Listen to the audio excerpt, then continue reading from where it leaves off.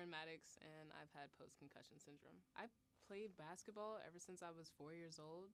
It started with my dad. He really loved the sport, so obviously he pushed his kids into it.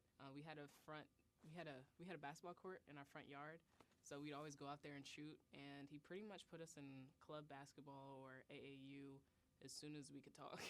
Playing basketball, I was at an EYBL tournament, and I had gone up for a layup, and I was undercut. So going to the basket, in the air, my ankle, or about my foot, was hit by the shoulder of a girl who was running past me, under me, and it caused me to basically be completely horizontal in the air and fall onto my back. That's what gave me my concussion. I immediately felt terrible. My head hurt really badly, and I went to the trainers at the facility that we were at, and obviously I could no longer play after sustaining a head injury like that.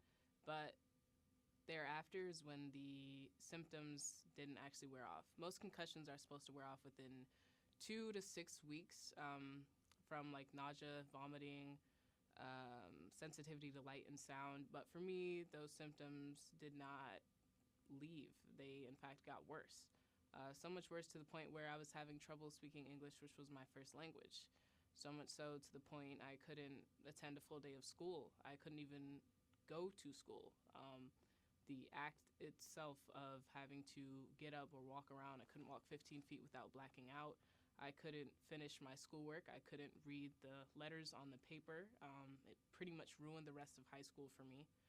I struggled immensely just being able to keep contact with all of my relationships with my friends. I couldn't speak because to think, let alone just, it hurt. It hurt my brain so much. It would give me migraines, to do any task, really.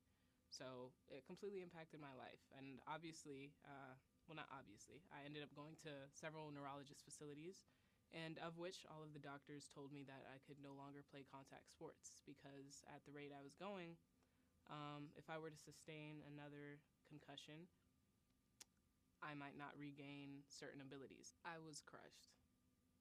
I think that there's a version of me I'll never be able to get back. Which is exactly why I want to spread PCS awareness for female athletes. And that starts with knowing what organizations support the cause. And one great example of a nonprofit is Concussion Legacy Foundation. They're all about raising awareness and gaining research.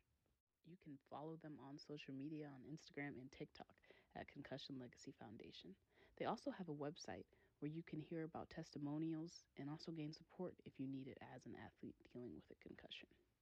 Spreading PCS awareness also starts with conversations like I had with shooting guard at Delaware State, Channing Williams, and also like ex-basketball player Kylie Morris. Understanding their experiences helps to better know how to talk to parents, coaches, and athletes about post-concussion syndrome.